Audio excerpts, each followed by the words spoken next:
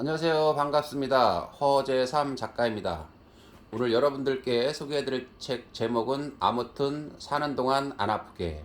먼저 저자 소개를 하겠습니다. 지은이 한상석. 1953년 부산에서 태어나 첫 돌을 지나 아장아장 걸음마를 시작하며 온 가족의 사랑을 독차지하던 때 심한 소아마비에 걸려 사경을 헤매다가 기적적으로 살아났다. 사지가 마비되어 앉지도 서지도 못하다가 2번에 걸친 정형외과 수술과 재활의학의 도움으로 보조기를 착용한 채 혼자 걸을 수 있게 되었다. 그렇게 되기까지 주변 사람들부터 받은 많은 도움과 사랑과 현대의학의 혜택에 보답하기 위해 어려서부터 의사가 되기로 결심했다. 부산 의대를 졸업하고 동대학병원에서 방사선과 전공의 수련을 마친 뒤 첫 직장으로 부산 백병원에 입사하여 35년 6개월간 영상의학과 교수로 근무해 오면서 그중 34년간은 영상의학 분야 중에서도 초음파학 한 길만 외골수로 걸어오다 뜻한 바 있어 2012년에는 인제대학교에서 한국인의 정체성과 매너란 인문학 강좌를 개설하기도 하였다. 2018년 8월 교수직 정년퇴임 직전에 져서 얼굴 특강을 출간하고 지금은 작가와 의사의 길로 가고 있다. 네, 그럼 본문으로 들어가 보겠습니다. 얼마나 먹을 것인가?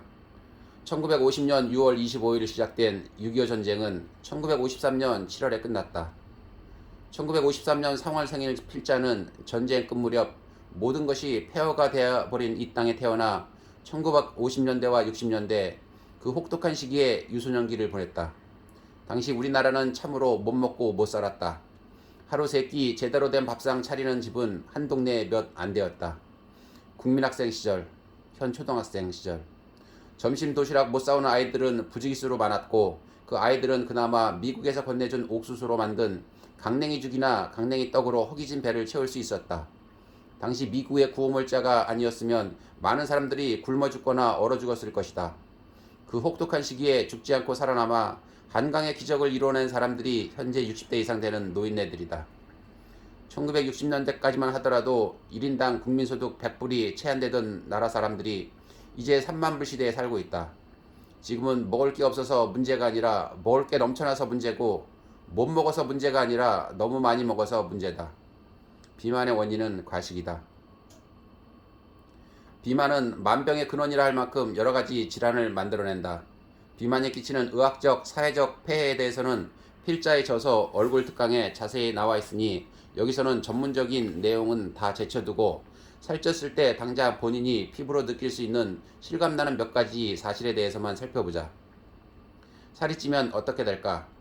자신의 적정 체중보다 10kg 이상 되면 당장 걸어 다니는데 부담이 간다. 경사길이나 계단을 오르면 숨이 찬다. 걷기가 싫어지고 자꾸만 앉고 싶다. 운동은 점점 안 하게 되고 살은 더 찐다. 가슴에 쌓인 지방은 갈비뼈로 이루어진 흉곽을 누른다. 숨을 들이마시고 내쉴 때 충분히 늘어났다 줄어났다 해야 할 흉곽이 제대로 펴지지를 못하니 공기를 마음껏 들이마시지 못해 호흡은 얇고 빨라진다. 나중에 폐질환의 원인이 되기도 하고 폐질환에 걸렸을 때 병세 악화의 요인이 되기도 한다.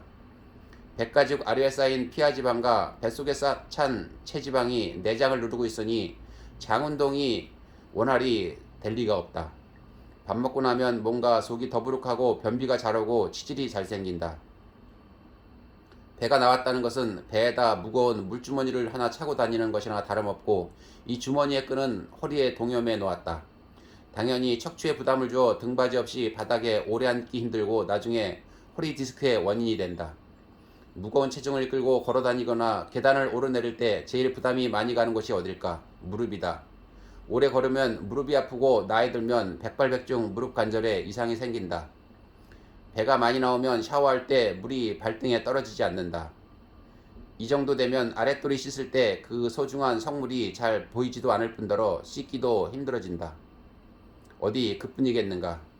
환자 준비되었다고 초음파실에 들어섰을 때 배불뜨기 환자가 누워있으면 한숨부터 나오고 환자 보기가 딱 싫어진다. 왜? 뱃속이 안 보이니까. 음파는 반사체가 많을수록 음의 세기가 점점 약해져 깊이 들어갈수록 깜깜이가 된다. 게다가 그런 환자들 대부분이 심한 지방간이 있는데 이 지방이란 놈이 음파를 많이 흡수해버리니 간조차 잘 안 보이는 경우가 많다. 이 모든 것의 시발점은 과식에 있다. 식탐 하나를 절제하지 못해 치르는 대가치고는 너무 크지 않은가. 한 숟가락만 더 먹고 싶다 할 때 숟가락 놓아라. 세상에서 제일 웃기는 것 중에 하나가 다이어트 한답시고 밥 잘 안 먹고 돈 들여가며 이상한 것 먹는 사람들이다. 먹을 땐 아무 생각 없이 먹고 싶은 대로 다 먹어놓고 이번엔 살쪘다고 살 뺀단다. 식습관은 안 바꾼 채 식탐만 잠시 저당 잡혀두고 수시로 그래봐야 시간 지나면 말짱 도루묵이다. 몸은 몸대로 상한다. 밥 안 굶고 맛있는 것 먹는 즐거움을 만끽하면서 살 안 찌는 비결은 없을까? 있다. 그것은 바로 딱 한 숟가락만 더 먹고 싶다고 할 때 숟가락 놓는 것이다. 딱 한 숟가락만 더 먹고 싶다 할 때가 가장 적당히 먹은 것이다. 숟가락 놓고 나면 뭔가 허전하고 아쉬운 그때가 가장 적당히 먹은 것이다. 한 숟가락만 더 먹고 싶다 할 때 숟가락 넣으면 식후 2~3시간만 지나면 배가 고프다. 그 결과 매 끼니 식사 시간이 기다려지고 먹을 때마다 밥맛이 꿀맛이다. 시장이 반찬이란 말이 있듯이 아무리 반찬이 없어도 먹는 것마다 다 맛있다. 이렇게 먹고 나면 소화는 쑥쑥, 흡수는 쫙쫙, 속이 편할 수밖에, 변이 좋을 수밖에, 살이 빠질 수밖에. 한 숟가락만 더 먹고 싶다 할 때 숟가락 놓는 것. 이것이야말로 비만 방지 및 비만 치료에 가장 손쉬운 실천 방안이자 인생살이 전반에 걸친 절세 시발점이다. 그리고 그 결과는 눈으로 바로 확인되는 절제의 미학이다. 먹이 사슬이 짧은 음식을 먹어라. 지구상의 모든 생물은 자신이 속한 생태계 속에서 서로 먹고 먹히는 포식자와 피식자 또는 기생자와 숙주의 관계로 하나의 연결고리를 이루며 살아가는데 이 고리를 먹이 사슬이라 하고 그 고리 속에 있는 각 단계를 영양 단계라고 한다. 인간은 먹이 사슬 중 어디에 속할까?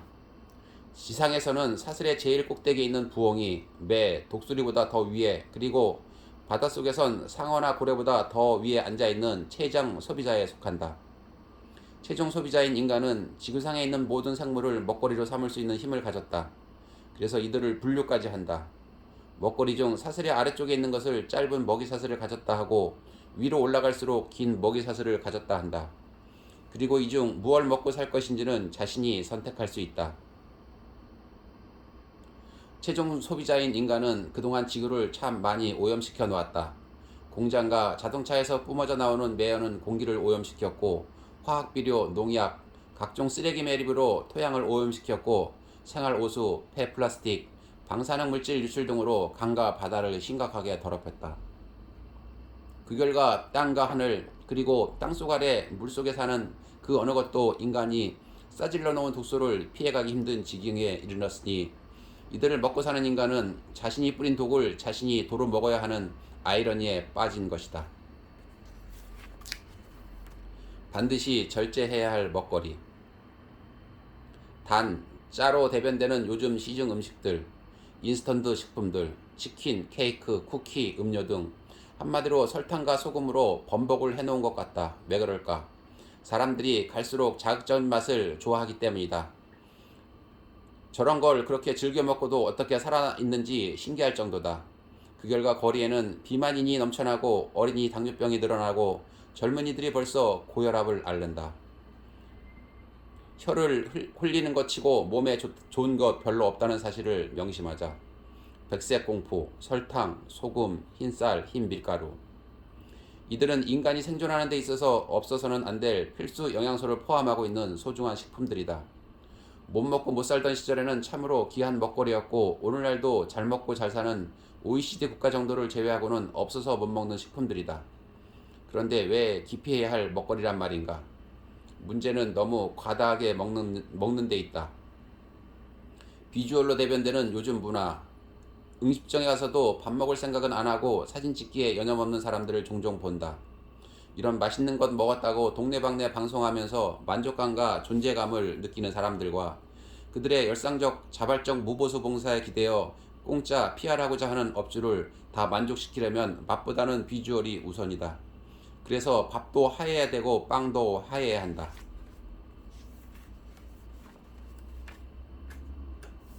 콜라. 팝콘 세트 메뉴에는 항상 음료가 함께 나온다. 왜 그럴까? 팝품용 옥수수 품종 그 자체가 수분이 적은 데다 옥수수 나달들의 열을 가하면 그 속에 들어있는 수분이 증기로 변하고 고온에서 튀겨지는 순간 증발한다. 그 결과 팝콘 내에는 수분이 거의 남아있지 않아 많이 먹으면 목이 메기 때문인데 이때 가장 잘 어울리는 음료가 바로 콜라다. 전 세계 음료 시장을 정복한 콜라. 햄버거나 팝콘과 마시면 끝내주는 콜라. 소화가 안 될 때, 속이 메스꺼울 때 마시면 속이 팍 뚫리는 듯한 콜라. 한번 맛보면 절대 잊을 수 없고 한번 맛들이면 절대 못 끓는 맛. 그래서 중독성이 강한 헤로인 같은 음료. 가장 미국적인 발명품이자 그들의 가장 위대한 작품이다. 그런데 그 속에 든 성분과 그들이 인체에 미치는 영향을 알아보면 생각이 달라진다. 콜라의 원조인 코카콜라의 레시피는 그동안 극비에 붙여져 있다가 지금은 99% 공개가 되고 1%만 베일에 쌓여 있다. 공개된 내용을 보면 액상 과당, 백설탕, 이산화탄소, 인산, 캐러멜 색소, 카페인, 라임 주스, 바닐라 등으로 되어 있다. 고상하게 수학 단위로 적어놓아 실감이 안 나겠지만 보다 쉽게 보다 실감나게 설명하자면 350리터짜리 자그마한 콜라 한 캔 안에 설탕이 티스푼으로 자그만치 10스푼 들어있다는 말이다. 한마디로 설탕 범벅인 셈이다. 콜라 속의 카페인 성분은 동공을 확장시키고 혈압을 올리고 뇌에 있는 아데노신 수용체를 마비시켜 피로를 덜 느끼게 한다. 또한 도파민이라는 신경 전달 물질이 증가하면서 헤로인과 유사한 방식으로 뇌의 쾌락 중추를 자극하여 기분을 좋게 하고 한 캔 더 마시고 싶은 욕구를 생기게 한다. 이렇게 많은 양의 설탕을 한꺼번에 먹는데도 구역질이 나거나 토하지 않는 이유는 콜라 속에 함유된 인산 성분이 단맛을 둔화시켜 끝까지 마실 수 있게 하기 때문이다. 인산은 뼈로 가야 할 칼슘, 마그네슘 등과 결합하여 인체에 흡수되지 못하게 방해하고 이때 카페인의 이노작용과 합하여 뼈로 가야 할 칼슘과 마그네슘을 소변으로 뽑아내니 성인에서는 골다공증을 야기하고 어린이에게선 뼈의 발육과 성장을 저하시키며 임산부에겐 골발육이 부실한 기형아를 낳을 확률을 증가시킬 수 있고 다량의 당과 함께 치아의 에나멜층을 부식시켜 충치를 야기한다.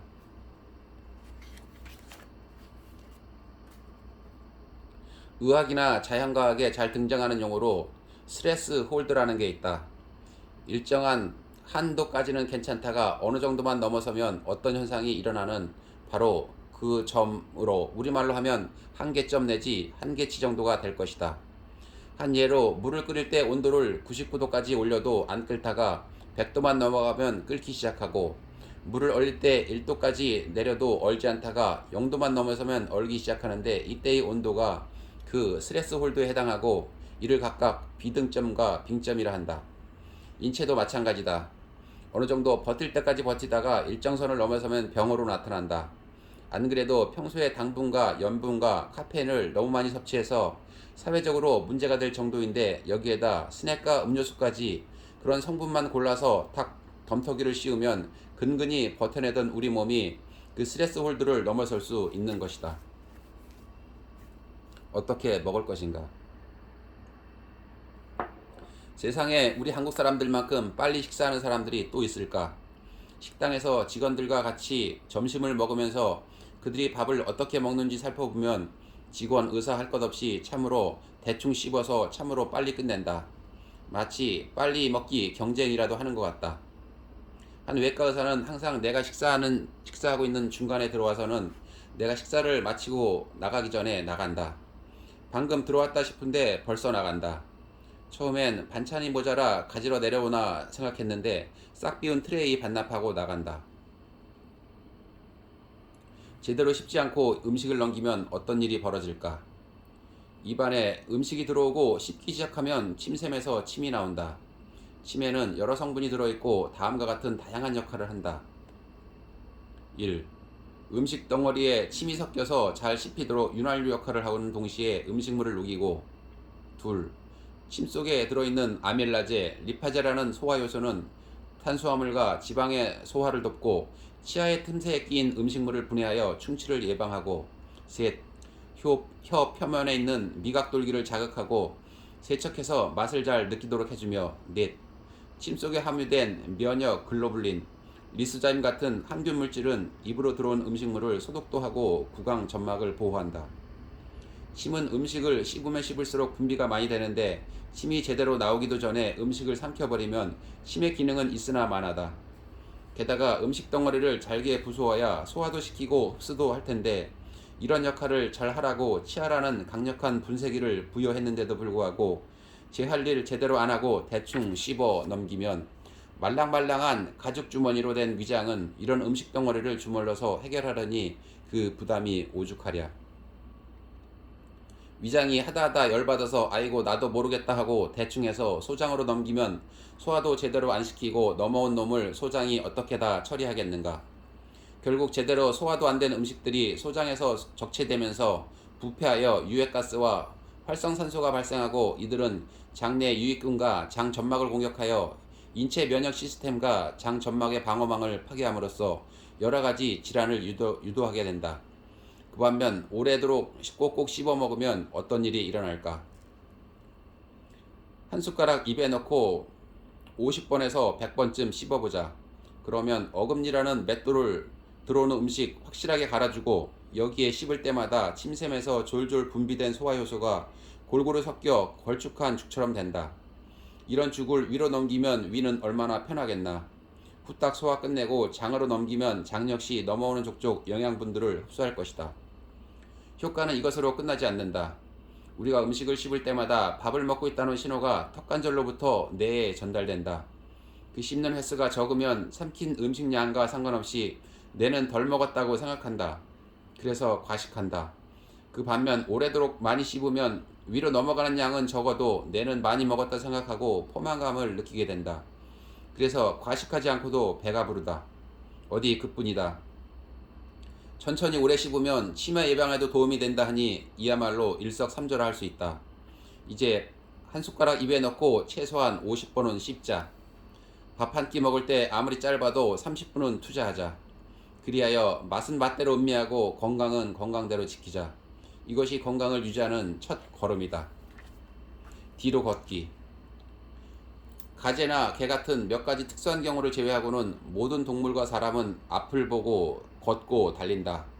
그것은 아마도 눈을 포함한 대부분의 감각기관이 앞을 향하고 있기 때문일 게다. 그러다 보니 앞을 향한 신경과 근육은 잘 발달되어 있는 반면 뒤쪽은 상대적으로 무디고 약해질 수밖에 없다.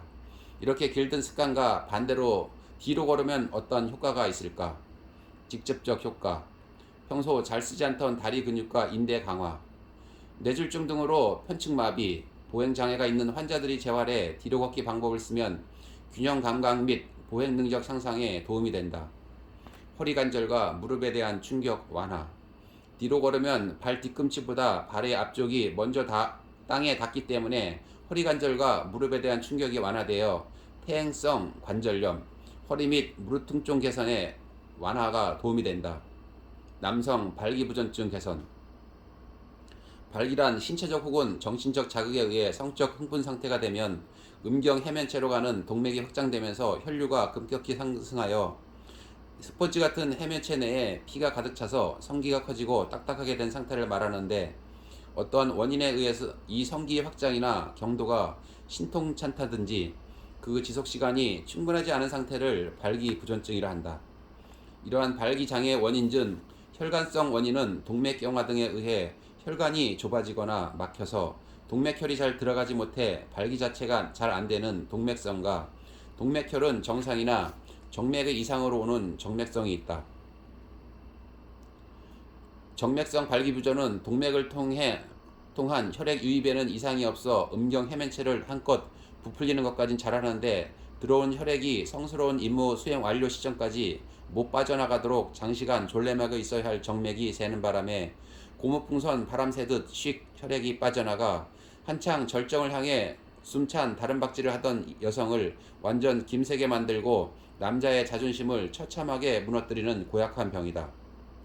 이러한 정맥성 발기부전 증세를 개선시키는 데는 음경과 그 주변에 있는 골반 저부 근육들을 강화시켜 음경 정맥을 압박하여 발기 시 혈액이 빠져나가는 것을 지연시키는 방법이 좋은데 그 대표적 운동법으로는 요실금 치료에 쓰이는 케겔 운동과 그와 거의 유사한 항문 괄약근 광화법이 있다. 뒤로 걷기의 경우 뒤로 걷거나 뛰면 엉덩이 근육과 허벅지 안쪽 근육을 많이 사용하게 되고 항문을 조여 골반, 저부 근육 강화의 효과가 있어 이 또한 조루증 개선에 도움이 된다. 세수는 고양이처럼. 나는 부드러운 피부를 가졌다. 달리 말하면 약한 피부다. 그리고 예민하다. 고등학교 1학년 여름 집에 돌아오는 길에 소나기를 만났다. 10분 정도 비를 맞았나 집에 오니 하복 반팔 밑으로 드러난 손과 팔이 다 부어 있었다. 학교를 졸업하고 대학병원에서 근무할 때에도 한 번씩 피부 트러블이 일어났다. 그때마다 근무하던 병원 피부과에 들렀지만 증세에 따른 임시 처방뿐 뭐 하나 속 시원히 해결을 하지 못했었다. 안 되겠다 싶어 친구에게 상담을 했다. 같은 병원에서 10년 이상 근무하다 개업한 지 좀 된 대학 동기였다. 오래간만에 만나 함께 저녁 식사를 하며 그 친구는 다음과 같은 처방을 내려주었다. 샤워할 때 너무 뜨겁거나 찬물로 하지 말고 물도 세게 트지 말 것. 세수할 때 미지근한 물로 하되 손으로 박박 문지르지 말고 고양이 세수하듯 물을 살살 끼얹기만 할 것. 수건으로 닦을 때도 문지르지 말고 수건으로 얼굴을 감싸고 살짝 눌러 닦을 것. 세수 후 스킨이나 로션을 바를 때 손으로 문지르지 말고 토닥토닥 두드려만 줄 것. 찬바람에 얼굴을 바로 노출시키지 말 것. 젊어서부터 내가 즐기는 것 중 하나가 뜨거운 물 세게 틀어놓고 샤워하는 것이었다. 그래야 샤워한 것 같다고 생각됐으며 피로가 확 풀리는 것 같았다. 세수할 때는 푸푸 소리 내면서 깨끗이 씻었고 그래야 세수를 한 것 같았다. 그런데 이런 것 다 하지 말라니 무슨 맛으로 샤워하고 무슨 맛으로 세수하나 싶었다. 하지만 답답한 놈이 우물 파야지 뾰족한 방법이 없었다. 의사 시키는 대로 했다. 처음에는 고통이었다. 샤워를 해도 한 것 같지 않았고 세수를 해도 한 것 같지 않았다. 하지만 그것도 버릇이 되니 별 문제가 되지 않았고 어느 정도 효과도 확실히 있었다. 그가 내린 처방의 원리가 무엇일까 생각해보니 전부 피부에 자극 주지 말라는 얘기였다. 특히 가민성 피부의 자극은 절대 금물이고 건강한 피부라도 나이가 들어갈수록 되도록 자극은 피하는 것이 좋다는 이 간단한 사실을 왜 몰랐을까? 이런 팁을 가르쳐준 그에게 감사했다. 제대로 된 의사라면 약 처방하기에 앞서 이런 생활 속의 건강법을 가르쳐야 하는데 우리나라 의료보험 체제 하에서는 대학병원이나 유명 종합병원 의사들의 경우 환자들에게 그런 거 설명해주고 앉아있을 시간적 여유가 주어지지 않는다는 사실이 안타까울 따름이다.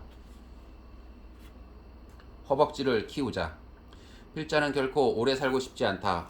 인간의 존엄성을 유지할 수 있을 때까지만 살고 싶다. 인간이 인간의 존엄성을 상실할 때가 어떤 때일까? 여기에 대한 답은 사람마다 다 다를 수 있지만 건강과 관련한 필자의 생각은 다음과 같다. 치매, 기억 상실로 자신의 정체성을 잃었을 때, 자신의 두 다리로 걸을 수 없을 때.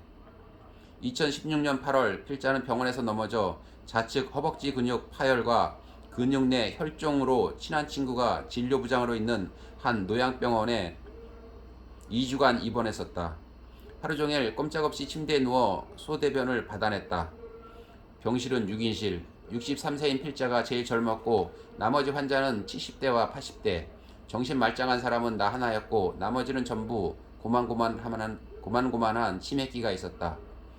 처음 입원하에서는 난생 처음 경험하는 이 진기한 상황을 나중에 글로 남겨야겠다는 생각에 하루 동안 보고 듣고 경험한 것을 다음날 아침 간단한 메모용 일지로 적었다.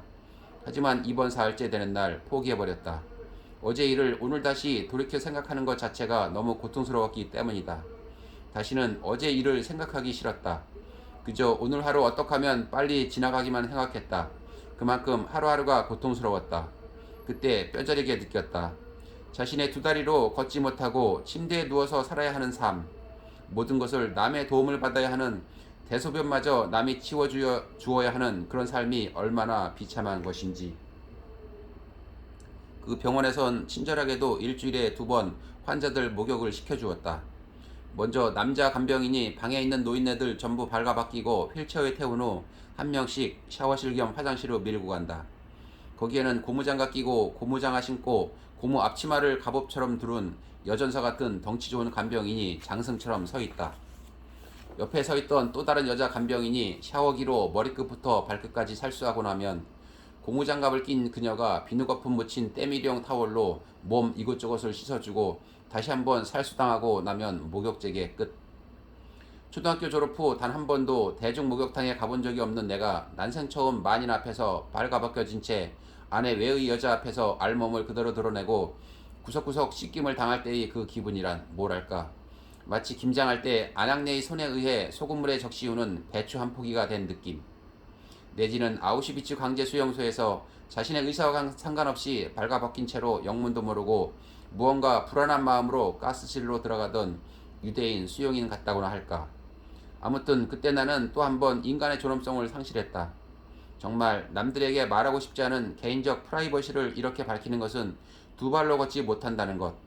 그래서 자신의 두 발로 화장실 못 가고 혼자 힘으로 샤워할 수 없다는 것의 의미가 무엇인지, 그 결과가 얼마나 비참한 것인지를 적나라하게 드러내므로써 독자들에게 경각심을 불러일으키기 위함이다. 말짱한 정신의 정상적인 후각, 청각, 시각을 가진 사람이 두 발로 걷지 못해 요양병원 다인실에서 여생을 보내느니 차라리 심에 걸려 입원하는 편이 낫다. 옆 사람들이야 괴로워도 자신은 모르니.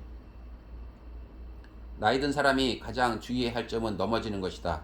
욕실에는 미끄럼 방지 매트를 필히 깔고 방이나 거실 바닥에는 신문지 한 장이라도 그냥 방치하면 안 된다. 나이 들어 미끄러져 골절이라도 당하면 그 한 방에 인생 종친다. 다리에 힘이 없으면 더 잘 넘어진다. 나이 들어갈수록 편히 앉거나 누울 생각 말고 부지런히 움직이자. 열심히 걷자. 허벅지 근육을 키우자. 그래야 남은 인생 인간답게 살 수 있다. 걸으면 살고 누우면 죽는다는 말이 있다. 이는 결코 과장된 말이 아니다. 보이는 마음, 보이지 않는 몸. 지금까지 우리는 몸의 관리에 대해 살펴보았다. 하지만 앞의 것을 다 실천한다 해도 마음 관리를 제대로 하지 못하면 건강한 삶을 영위해 나갈 수 없다. 몸과 마음은 따로 노는 것이 아니라 서로 긴밀히 연결되어 하나 유기체로 존재한다. 몸과 마음은 서로 영향을 끼치고 영향을 받는다. 정신적인 스트레스만큼 몸에 해로운 것도 없고 몸이 아프면 스트레스를 받지 않을 수 없다. 그래서 몸은 보이는 마음, 마음은 보이지 않는 몸이라고도 하는 것이다. 건강한 육체에 건강한 정신이 깃들고 건강한 마음과 건전한 정신이 건강한 육체를 길러낸다. 그러면 지금부터 건강한 마음을 갖기 위한 마음 다스리는 법에 대해 간략히 살펴보기로 하자. 분노는 해지기 전에 풀어야. 화가 나면 인체에 어떤 반응이 일어날까? 비상 상태에 돌입한다. 온몸의 신경줄이 팽팽해지고 숨을 가쁘게 몰아쉬면서 호흡수를 증가시켜 산소 공급량을 늘린다. 이 산소로 심장을 빨리 돌려 맥박이 빨리 뛰고 혈액 공급량이 증가하고 혈관을 수축시켜 혈압이 올라간다. 그러다가 아이고 뒷골이야, 아이고 가슴이야 하면서 심혈관 사고로 퍽 쓰러져 응급실로 실려간 후 영원히 돌아오지 못할 강을 건너든지 평생 반신불수가 되든지 식물인간이 되어 죽고 싶어도 죽지 못하는 경우를 병원에서는 종종 보게 된다. 화를 다스리지 못하면 노가 되고 노가 장성한 즉 증을 낳고 증은 독을 뿜고 독이 쌓여 병이 된다. 그런 병을 예로부터 화병 혹은 우라병이라 불렀고, 이 병에 걸리면 식욕이 떨어지고 소화가 잘 안 되고 여기저기 통증을 느끼고 잠을 잘 못 자고 가슴이 벌렁거리거나 답답해지며 의욕이 상실되고 종래에는 우울증으로 발전하여 살고 싶은 생각이 없어지고 심하면 자살까지 하는 수가 있다. 한마디로 죽고 나서 지옥 가는 것이 아니라 죽기 전에 지옥 같은 삶을 스스로 사는 것이다. 그래서 노하기를 더디하고 분노는 하루 해를 넘기지 말아야 한다. 화를 돋워도 화내지 않는 비결. 하지만 그게 어디 말처럼 쉽더냐. 화가 나는데 분이 나는데 노하지 않을 방법이 어디 있노? 있다.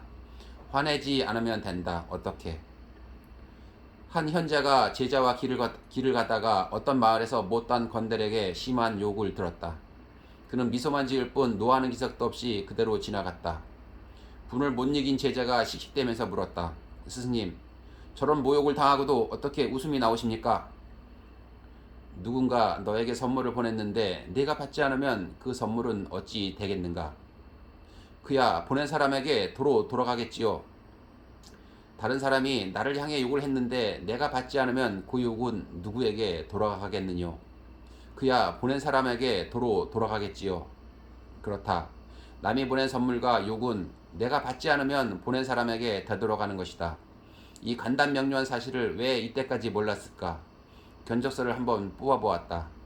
상대가 화낸다고 나도 화를 내면 첫째, 억울하게 욕먹어 손해고, 둘째, 기분 나빠 손해고, 셋째, 상대의 의도대로 놀아나서 손해고, 넷째, 실질적으로 복수한 것 없어 손해니 도합 4배나 손해본다.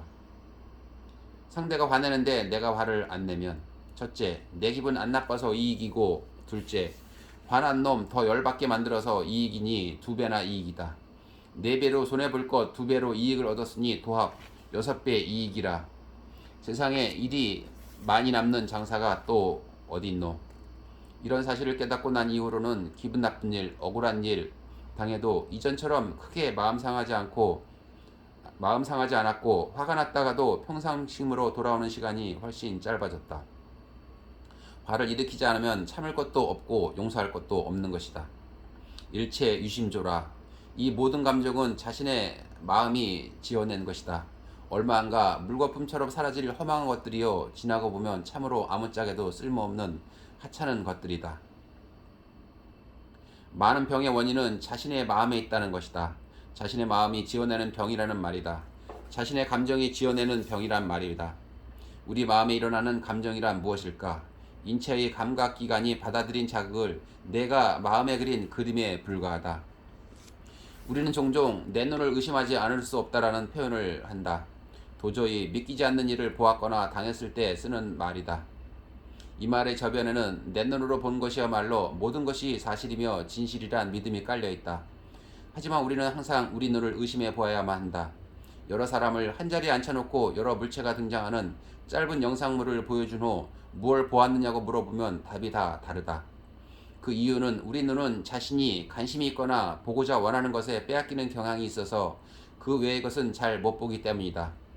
반대로 자신이 원하는 바가 강렬한 경우에는 상상 속에서 본 것을 실제 본 것으로 착각하기도 한다. 이렇게 불완전한 감각기관을 통한 정보를 바탕으로 나의 내가 내 마음에 그린 그림이 감정이다. 그런 감정에 사로잡혀 내 마음을 상하게 하고 몸을 상하게 한다면 이 얼마나 억울한가. 이제 우리 감정의 본질을 꿰뚫어보고 마음을 다스리는 훈련을 하자. 명상을 생활화하자. 매일 아침 내 마음에 끼인 근심, 걱정, 불안, 초조, 화, 분노, 한, 슬픔을 깨끗이 씻어내고 그 자리에 희망, 소망, 믿음, 사랑, 연민, 화평으로 채워넣자. 그리하면 내 마음에는 평온이, 내 몸에는 건강이 깃들 것이다. 병은 의사에게 맡기고 건강은 내가 지켜야 한다. 네, 이상으로 이번 책 소개는 여기서 마쳐드리겠습니다. 네, 여러분들에게 강력하게 추천해드리고 싶은 아무튼 사는 동안 안 아프게. 네, 이상 마치고 저는 다음에 새로운 책으로 돌아오도록 하겠습니다. 감사합니다.